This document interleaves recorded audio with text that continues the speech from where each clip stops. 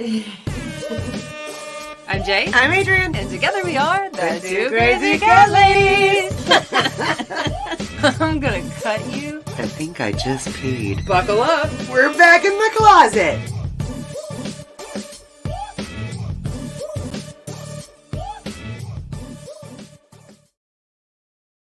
Welcome to another episode of Two Crazy Cat Ladies back in the closet. Or is it back in the closet with the Two Crazy Cat Ladies? It's been a while. We are so excited to be here for a very important and very special episode, guys. For those of you guys that are watching live right now, this is our first time ever having a celebrity cat on a podcast. So it's a really special event for us.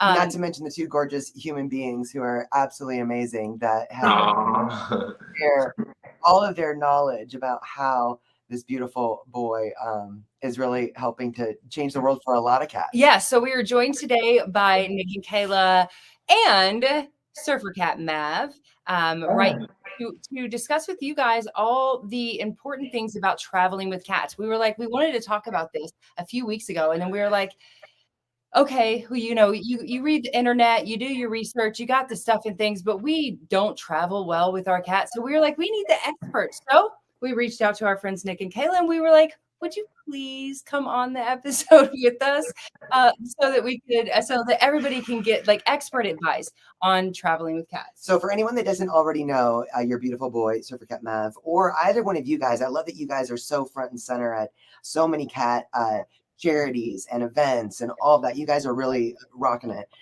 So for anyone that does not know you guys yet, could you give us a little brief intro before Mav knocks the camera over? Yeah.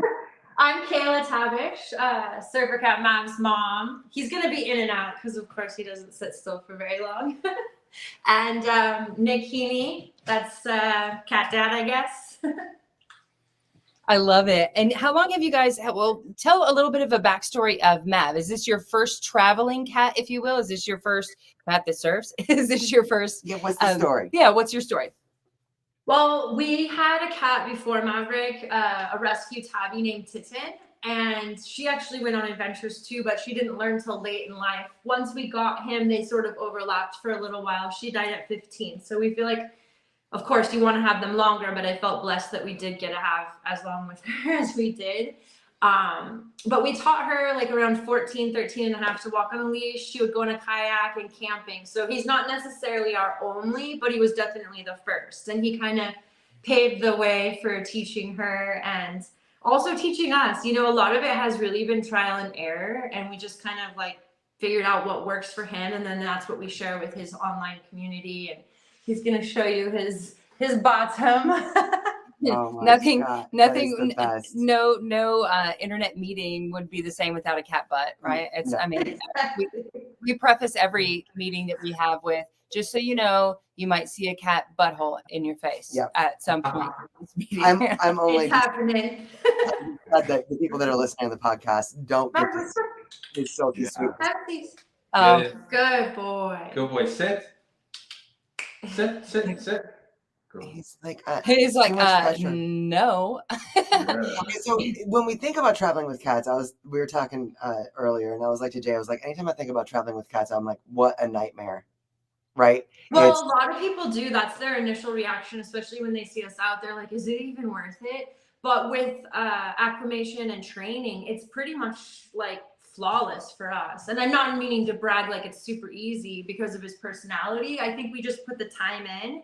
And when you do something, you know, that Malcolm Gladwell, 1,000 hours, and I think it's 10,000 hours actually. But once you do something enough times, it sort of becomes second nature. So for us, it is pretty easy. I would say it's just really hard initially getting started. And let's talk about the acclimation. I think that's one of the biggest things. Like how, you know, first of all, the sad statistics out there, less than 15% of our household cats actually go to the vet. Even to the vet, right? Like, which is usually like around the corner. It's like, it's, you know, it's within your city. It's not too far, but you guys have traveled with Mav all over the world. Like you guys have been to different countries. You guys travel to different states. You guys travel all the time. So he has his own passport.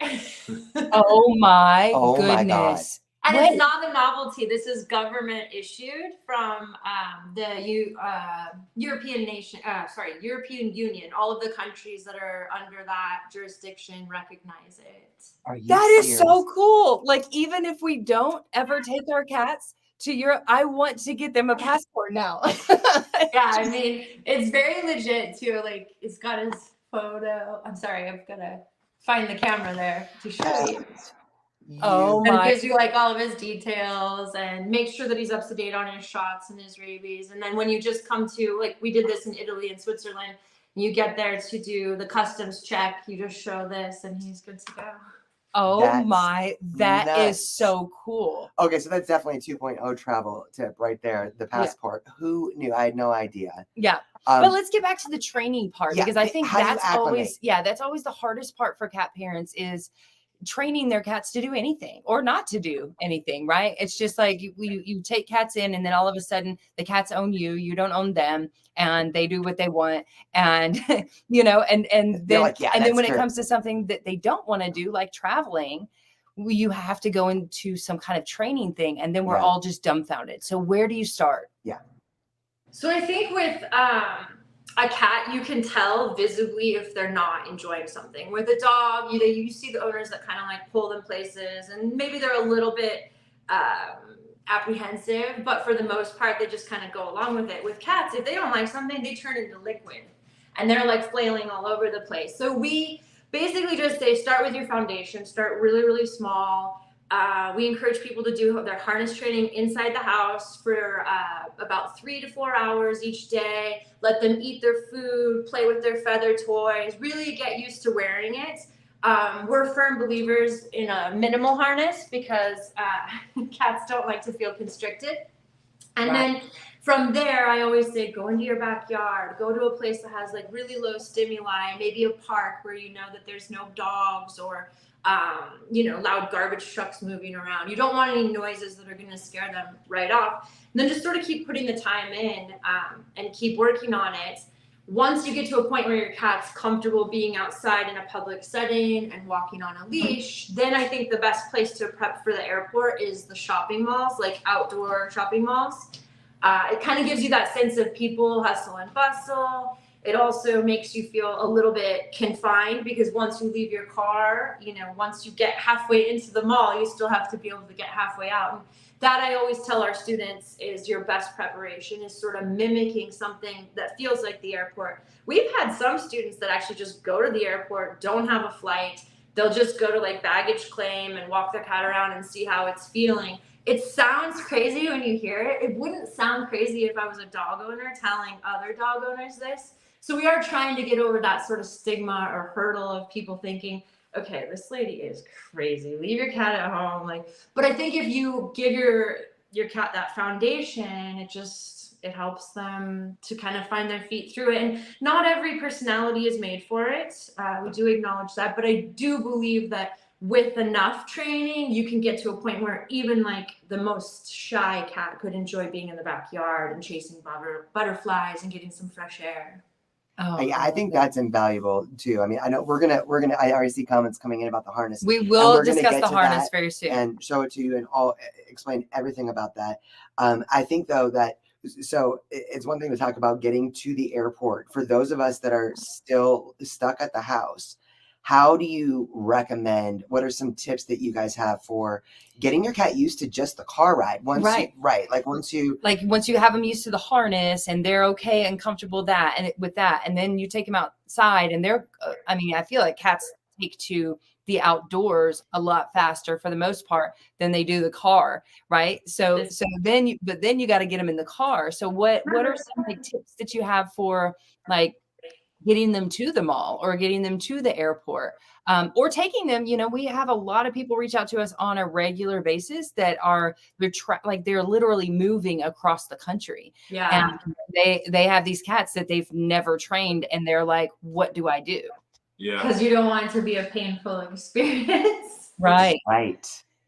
With the car, we have told a lot of students, it seems like it would be so technical and tough.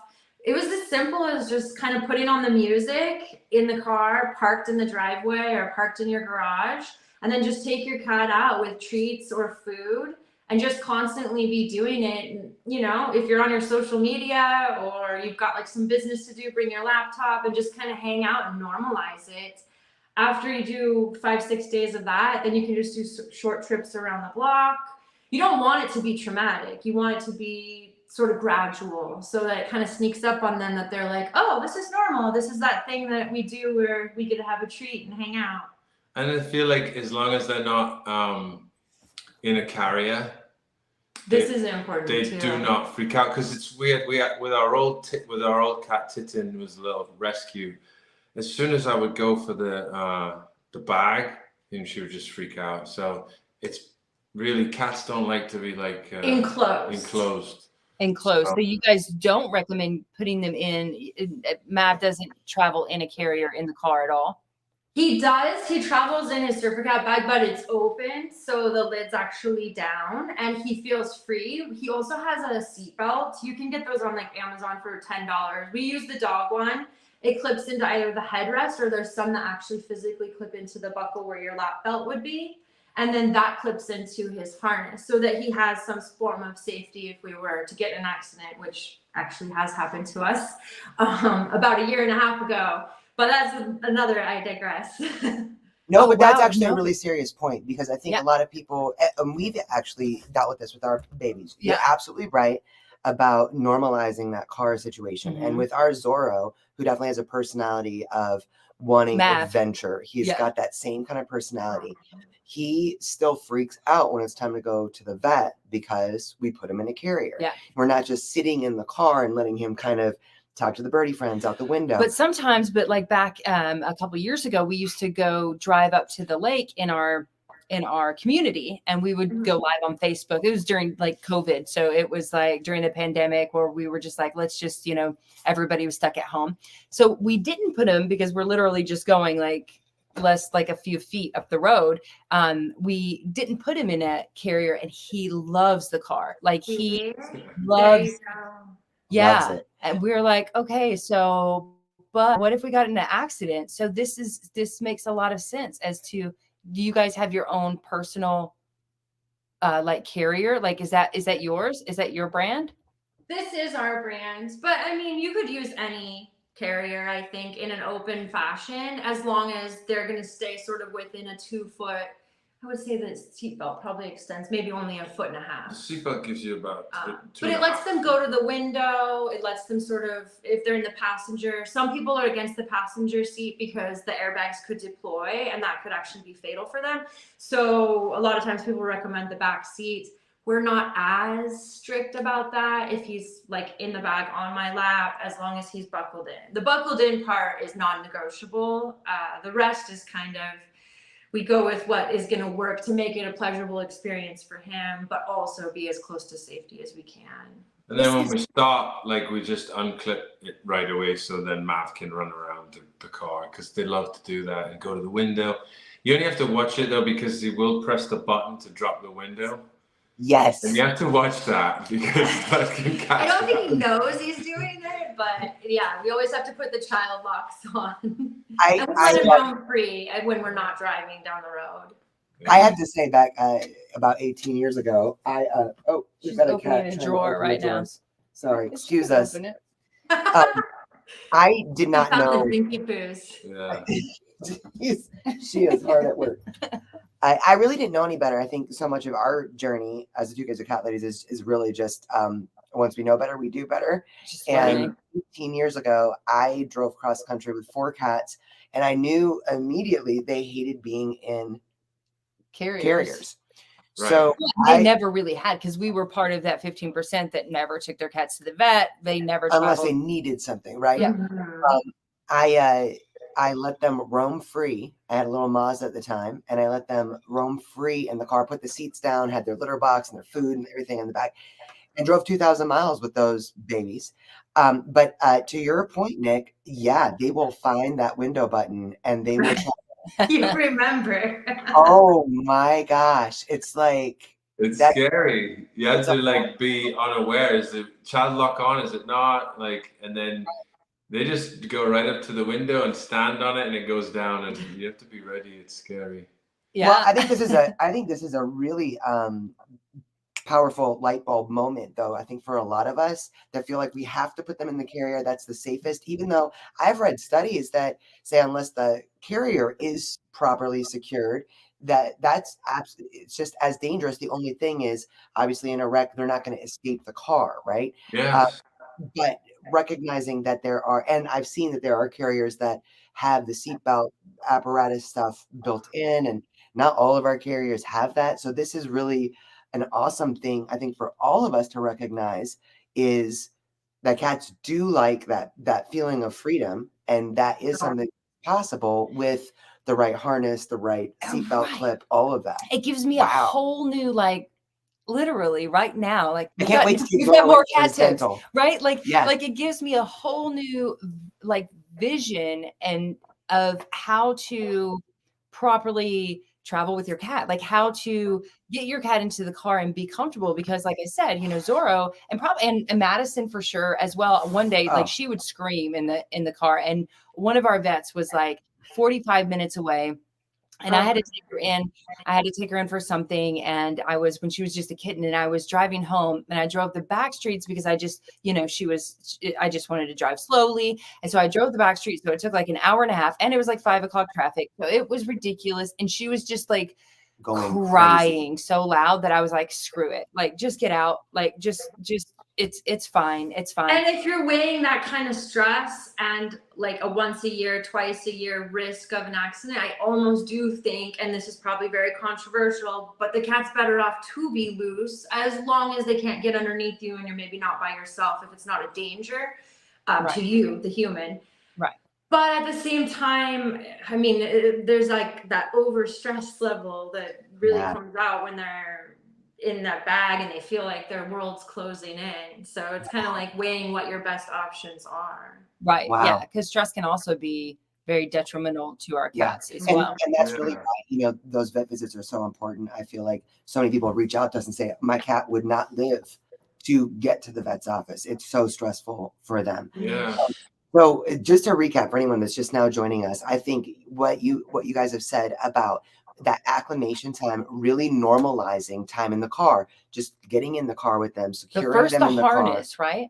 Yes. So first the harness, which gives me a whole new view of like harness training, because we tried harness training for so long because my idea was we're going to take our cats for walks. And so let them explore. Right. And so with our Panthers, that's when they were young, we wanted to do that. And then, you know, after the first few times outside, like they just heard a loud noise. There was just a noise that you can't control, the noises in your neighborhood. And they both literally became liquid and scooted out of those harnesses, and they went running in opposite directions. Thank God there were 2 of us out there at the time, because she was able to grab one while I grabbed the other. But like they could have got run over. They like it could have been and so it tainted us. I don't think that's the right word. Jaded us. Jaded you. It makes you not want to go back. Yeah. And we didn't. We tried buying different harnesses, and then we would do like short little things, but like we never trusted it. Confident. We never felt confident enough that that they wouldn't do it again, that they wouldn't just, you know, creep out. But 4 or 5 hours a day, 3 to 4 hours a day in the harness, being, you know, during the day in the house, playing with them, giving them treats, all of that's totally doable for all of us. Right. And then moving to the backyard, and then, or even the garage, or just anywhere that they haven't explored before, and that's quiet, and that they're not going to get too spooked about. And then slowly bringing that, even if that's all we go, guys, even if that's all the steps we take, and we don't take them out to like massive, you know, parties or go, you know, go do exciting things. But what we know at that point is that then we can start taking them in the car. And even if they don't get introduced to dogs in the neighborhood, and they don't get introduced to other cats anywhere else, that is like, that's fucking Oh, sorry. That's freaking mind blowing to me right now. I am seriously mind This is blown beautiful. Yeah. just by this. Like, and I know it's probably stupid, like stupid, simple Well, information. a you lot guys- of people get really excited, not just the vet too, like say that there's an emergency, like a fire or a flooding, and you need to get your pets out like really quick too. Having that like foundation of the harness training, it'll make you feel just a little bit more confident in your emergency protocol, which I always recommend everybody prepares with an emergency protocol so that you know where everything is that you got to grab in a quick situation. Yeah. Oh my God. Wow. Yeah, Mary just said this changes everything. Mary, you are so correct. Like this Right? this is what's so exciting about this beautiful cat community. And She's gonna jump over. are you coming down? What's so incredible is, are you coming down, baby girl? Not yet. It's Okay, okay. she's up there. There's working together as a community, learning so many new things. Like for us, that whole harness thing was just very much a just too scary. You know, we wanted so badly to do it, but to recognize, and we have been through, and we're going to get to this, we've been through about a dozen different harnesses. We're like, well, maybe this Here one she will comes. be, maybe this one will be a little bit better incoming. Hold on. She changed her mind. Never mind. Most people do come to us after they've tried many other harnesses. I don't think everyone, like I would say 80% of our students, customers come to us after trying 3, 4, 5 harnesses and failing. And then they'll find that our design works because we kind of went to the board and just figured out what we didn't like about what was currently on the market. And a lot of the harnesses are made by dog harness manufacturers, so they don't walk their cats every day.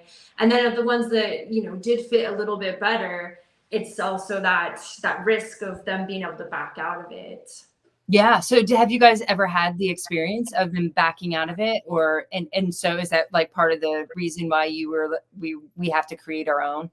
Exactly. We were on Melrose Boulevard. He was like maybe 4 months old. He was just a kitten, and we were like, let's take him out, and he was doing great, and then he was wearing like a chest plate harness. Because I was like, I want to get him one of these really strong, bulky, tough-looking harnesses because they're the ones that are the most secure and strong.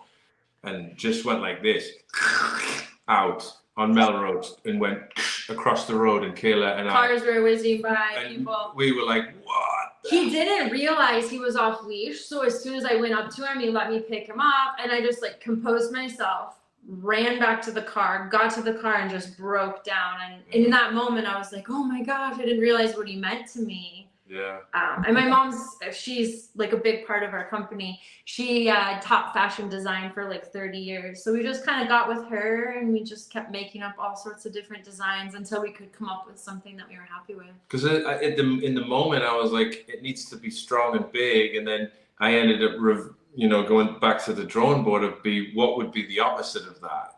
What would be the most minimal? And I, came up with like, well, it would be like fishing line around the vital parts that it didn't know it was wearing.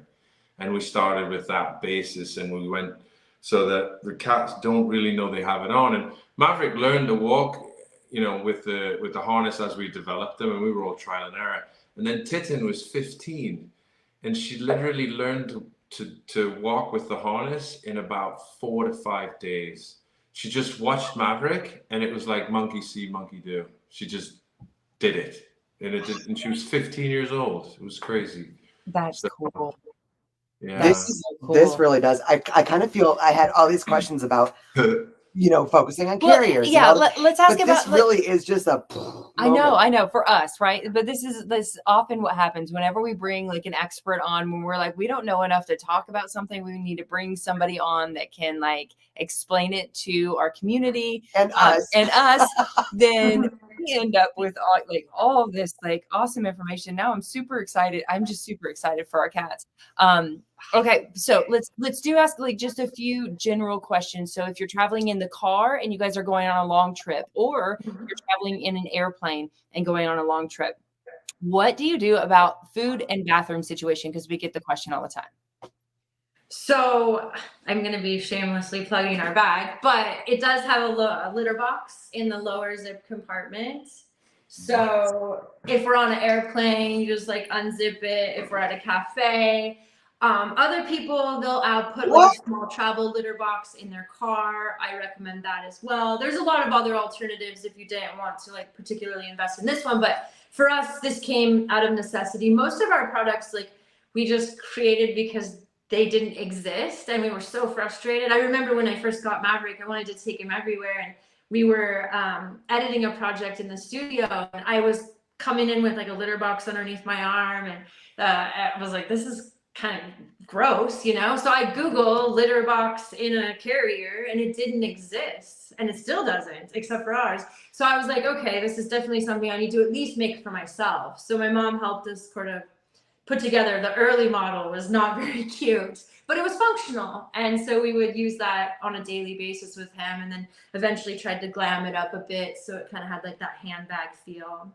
So what do you do? Like if you guys are on if you guys are like on a car trip, say, you just like when you stop, you open it up for the litter box and then let him use it. And then that's like if he needs to, or and then eating, is it the same thing? Like if they're traveling in We a have like a little collapsible bowl that we'll usually put on the side. Oh, here it is. On the side of his bag. So we have it there for convenience. And we have one for water and one for food. I don't know if you can see. I can unclip it. Yeah.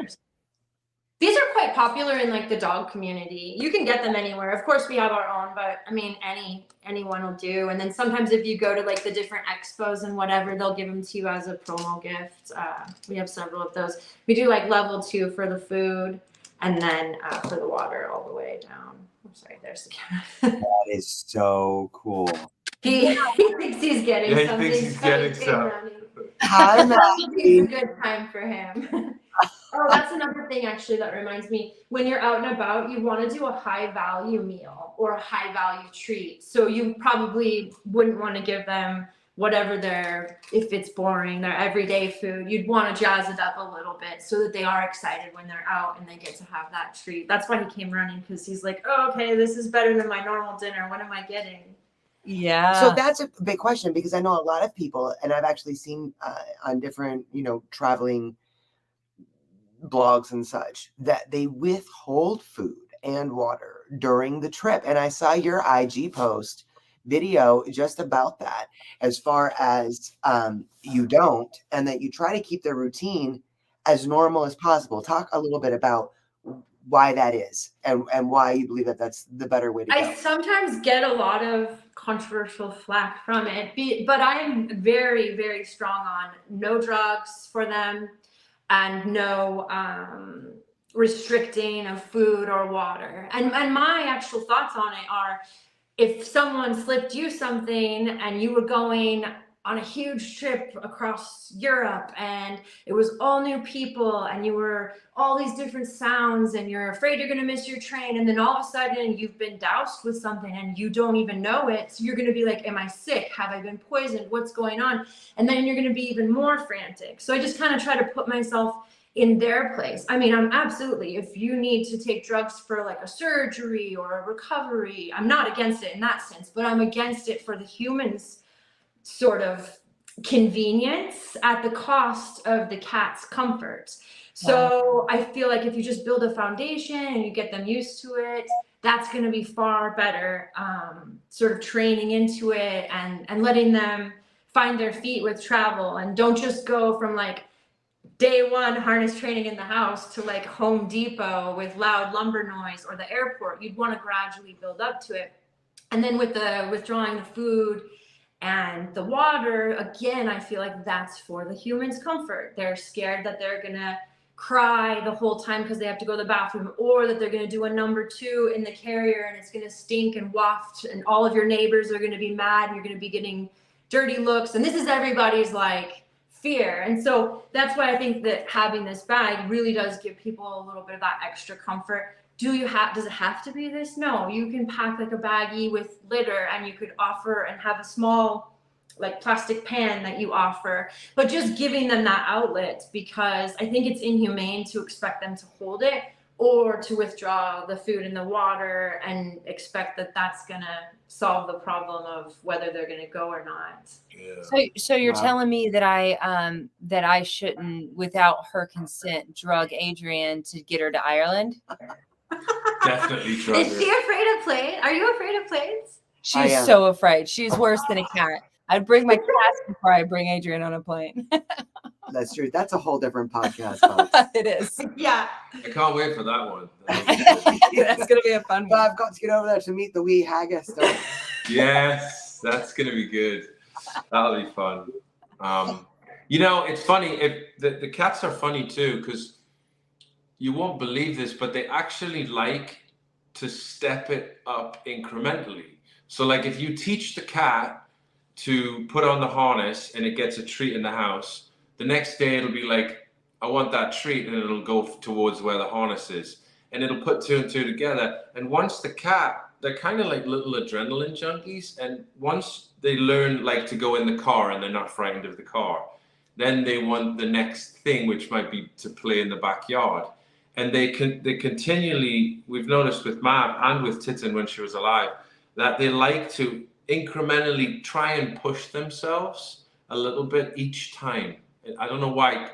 So they always say, the cats are so adventurous and curious, but we see this with Mav. I mean, he went from the car to walking on the street, overcoming noises on Sunset Boulevard when, we lived in LA, and then Home Depot with the forklift trucks. At first he was like, and then he would be like, I got this now.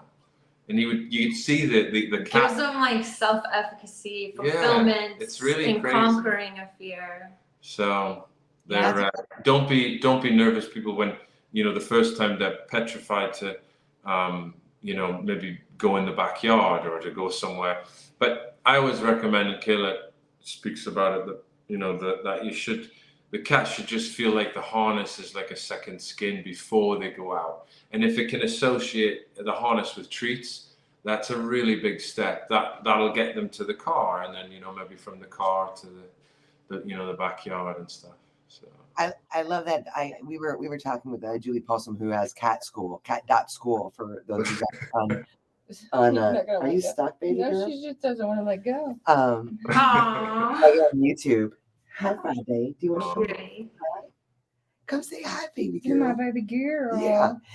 And she was really talking about, I love that she talks about how training is such an enrichment for cats. And you really just spoke to that, because I think a lot of people just think, oh, well, cats are the cute little love loaf that sits on my sofa all day long.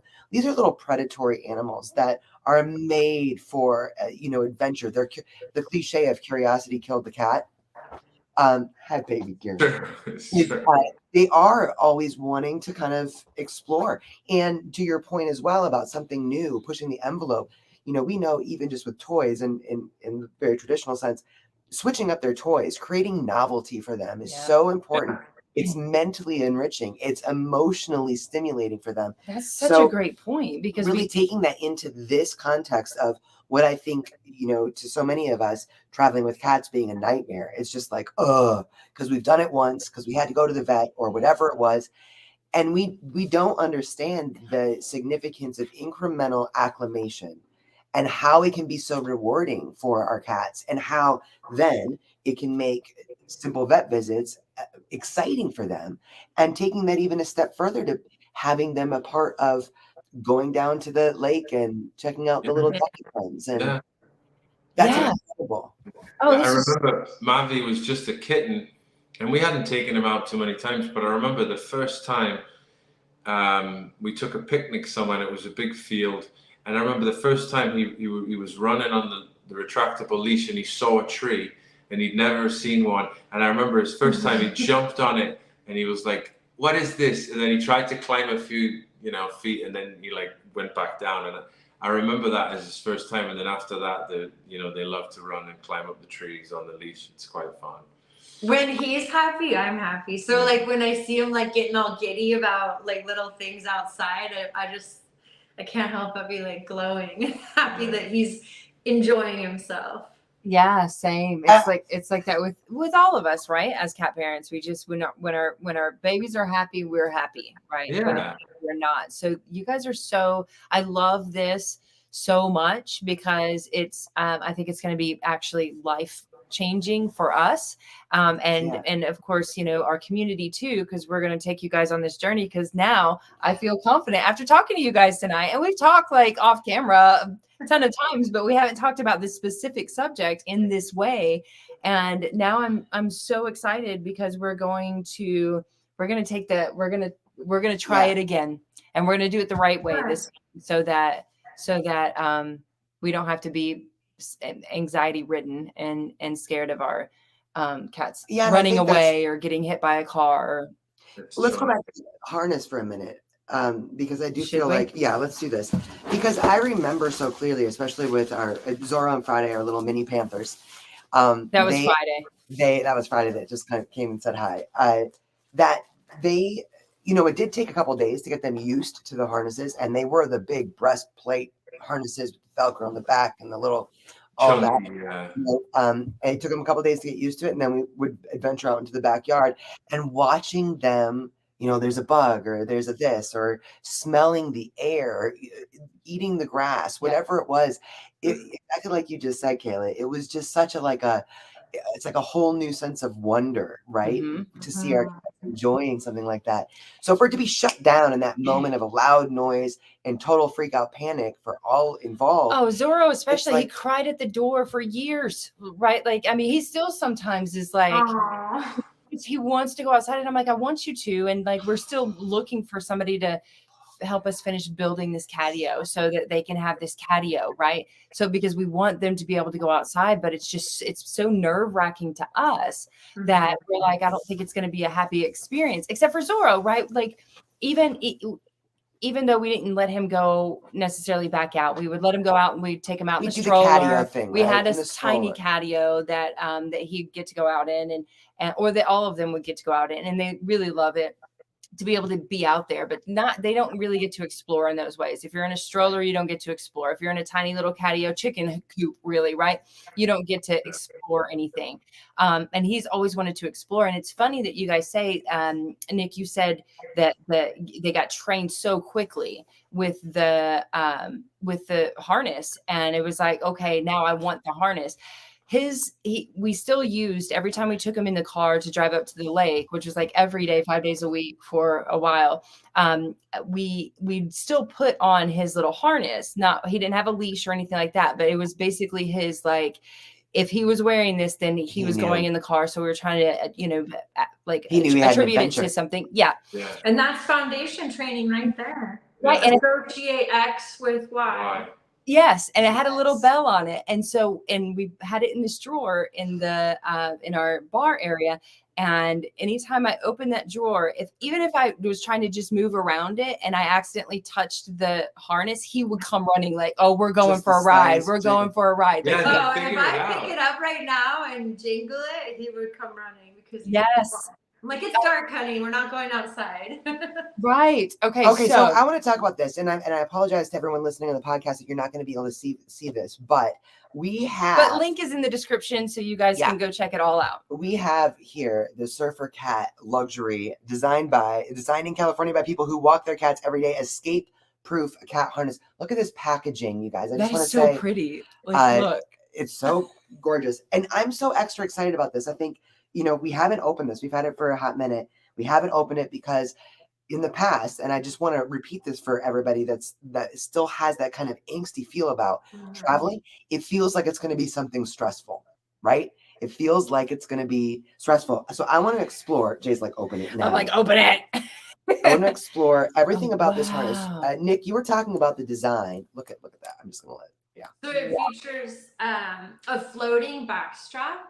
And so that actually swivels side to side via the leash, which is what takes any sort of pressure off the neck.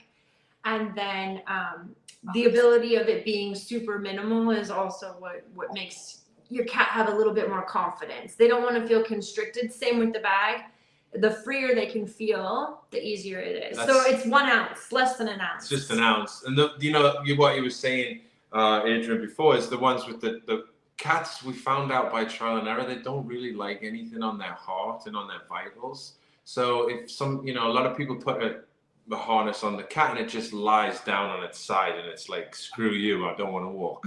Because it had that reaction. But with the minimal on the neck and minimal on the stomach, and then the floating backstrap, they don't really know it's on them, and they have full range and nothing's touching the vitals because they hate that feeling. They really like to protect that sort of the guts and the heart area. That's why when your cat shows you your belly, you know it trusts you and it's sort of giving you something. So when it's rubbing on them, when they're in a foreign environment like the backyard or wherever you end up taking them, that also adds to extra anxiety and stress. It's also adjustable, which I like a lot. Yeah. Because it's, you know, like we So we many- once got a ferret harness for one of our kittens. We were like, oh, they're that small. And so the Jack wants it. I wish Jack you is guys like, could see he's this. trying He's to like, get to it right now. Well, I want to. And I'm trying to put the little sunglasses. Yeah, baby. That was like our summertime promo, but they're so fun. They have a little like Ray-Ban SurferCat. So let's talk about this a little bit for those listening on the podcast. I want to kind of explain this design because it is so minimal compared to, and I think there is that psychology to all of us that if it's bigger and strong, whatever, that it's going to be safer. And what we're looking at here is basically a collar, and then on the top, it goes down the neck, back, shoulder blades area, and then it also wraps around kind of the chest area. And it is just two, you know, like it looks like a small collar and then a bigger. Come on. And that back strap feels like it, because it swivels side to side, it takes a lot of the pressure, like Kayla was saying, off the neck. Yeah. So I can show you on the actual. Yeah, he's wearing his. So this is the part that swivels side to side. And so it seems odd and weird, but it gives them complete mobility, which is really nice. And they can't get out of it. No. Now, we always challenge people to get into that environment, but in a safe place. Let a loud noise happen. Most of our customers, if you read our reviews, they're always so astounded that their cat didn't escape when that noise and that moment came.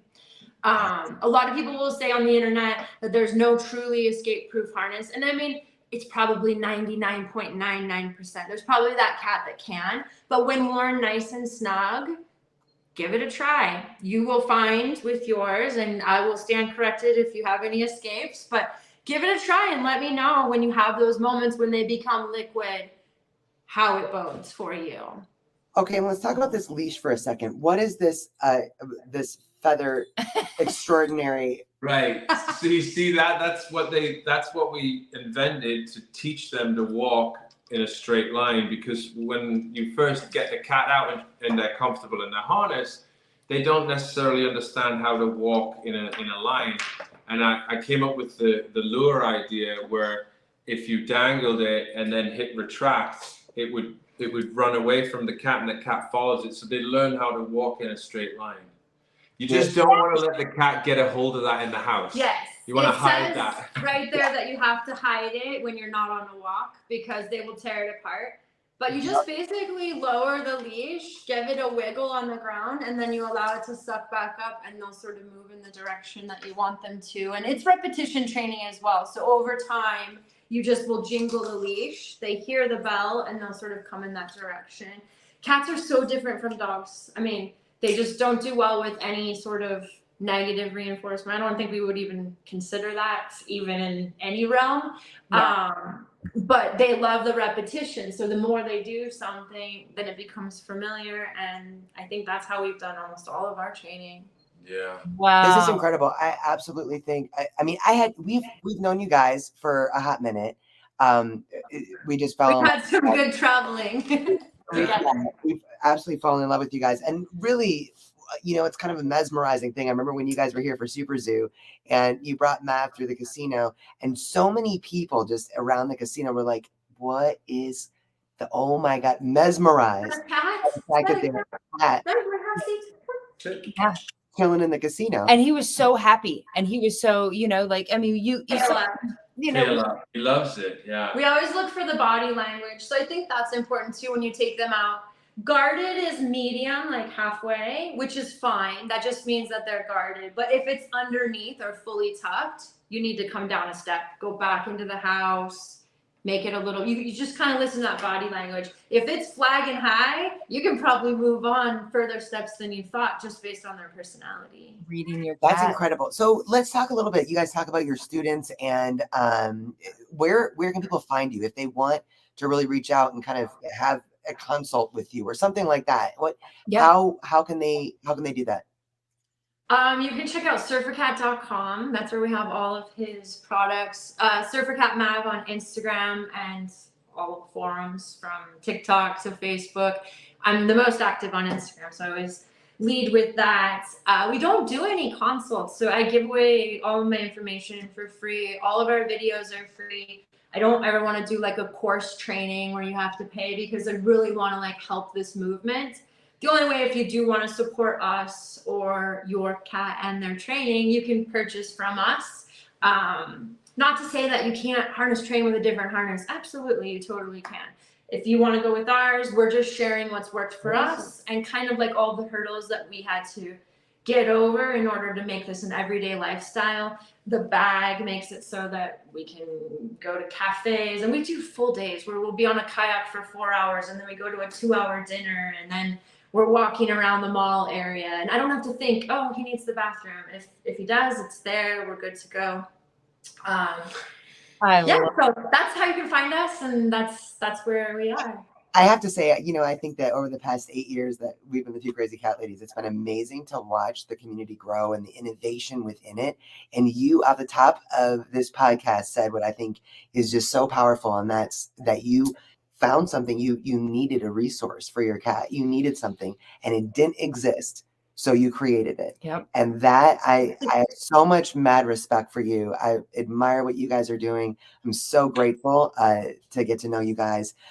Quick question for Mary before we have to wrap up. Does the harness work well with extra puffy, long-haired cats? It does. So I do recommend our XL, even if we have to custom make it smaller, because it has a wider nylon. I don't know if I gave you guys some XLs, but that would be the thicker band ones. If you have all the thin, it's because most of your cats are not. So that one's thicker than this. I would say for the longer hair, then that way it doesn't sort of pinch or gather in any way. On the hairs. Okay. So this is Annie's. This is Annie's. Oh, I love this when you open up. Oh yeah, because she is like Maine Cooney, very long hair. She is. I love that when you open this box, you guys. I know we're all about to go get harnesses. We're about to get a couple more. Where will your next adventure take you? This really opens up the sky for us. You guys have impeccable packaging. Like that is impeccable. Like it is just so nice, so nice. So I mean, and big shout out to like our students and customers that have been with us. Like there was a day when we used to make the harnesses in the other room and then put them in like a little gauze bag and ship them off, and they still supported us because they were like, we love this. But we've really sort of evolved over the years, and I really wanted it to be a luxury kind of feeling with it, and so that packaging means a lot to me. It's also not to have a footprint on the environment. It doubles as a travel box. So when you do take them on trips, you can bring 3 or 4 different harnesses with you. Don't throw it away. It's not that kind of packaging. No, how could you throw that away? You don't throw this box away. You don't. But also props on making it feel more luxury, because it really does help with the mindset. Psychology, I think, for us cat people, of it being something that's kind of stressful. I mean, it really is something that is enriching and so exciting. Good for our cats. Yeah. Just to end with this, the longest living cats in the world, according to the Guinness Book of World Records, the 2 oldest both lived to 38 years old. And the one thing that they both, mine too, we're trying to build the longest living cat. And so that's why this is also important, because of course diet, and there's so many things that are very important when it comes to your cat living a long life. But enrichment, these cats got to go outside every day. And now they, it was years ago before any of this was invented by you. And, they weren't on they weren't on leashes, but they had, they were on farmland, and they got to run. So they were in a safe environment to go outside and run outside. But that's one of the the common biggest poverty things is that they that have so in many of us. common is that they had a lot of love, and they got to go outside and explore their environment. And so I think, you know, that's always been for us, it's always been like that missing key, which is why it's like we just dropped $3,000 on some concrete to get the foundation to build the catio, because I'm like, if we're going to build the longest living cats, they have to go outside somehow. Yeah. But like Our this, vitamin D, I mean, it's important for humans and it's important for animals. yeah. Well, and just the enrichment too, you know, they were made to be outside, but they don't, you know, the statistics show us they don't live long outside if unsupervised. So No. it's, you Without know, so safety. it's really important that we Like give them that this. outside time, but we have to figure out how to do it in a safe manner. And you guys have like perfected that. So thank you guys so much for everything that you do. And now we're going to get to the carriers. I'll just add one thing, because it might be really helpful for people getting their cats acclimated to, once they're comfy with the harness, it going out in the backyard or whatever. We never open the door and let him run across the threshold, because then he'll associate that with, he might do it one day when we're not, you know, when we open the door, he might just bolt out. So we always make sure that, you know, he's in his harness and he's clipped in the leash, and then we carry him out the door and plonk him down. Or in the back. Or in the back. He never associates. It's almost as if there's fire on the ground. He's never, ever, ever allowed to cross the threshold. And that will avoid the door dodging. Yeah. Wow. When he wants to go on a walk, he comes to his bag and he'll sit in it like, take me out. Or he'll go for his harness, you know. Seriously, fireworks are going off. Oh my like, gosh. This I love it. like mind blowing. You guys, let's say that again though. Nick, say that again though, as far as like, because I think it's like, What with the cat, you know, they're so clever. If they start going outside and then, you know, you're taking them in the backyard, whether you have a backyard which is like 5 by 5 concrete, or, you know, 50 by 50 grass with a tree, once they get used to that, they'll start and crave it. So you just don't want to ever let them walk out with their leash to that environment. They never want to be able to connect the two dots. So that's why we always, still to this day, never let Maverick just, you know, when we open the door, run across the threshold. We always carry him out so he doesn't put 2 and 2 together. So he's from one environment to the other, rather than him making, you know, that it's his own thing, and he can just, that'll avoid you having a lot of door dodgers. Which Like you come home with groceries and you're juggling a million things and then poof, the cat's out. Yeah, door dashing is like a big thing that, you know, a lot of us deal with, and that is absolutely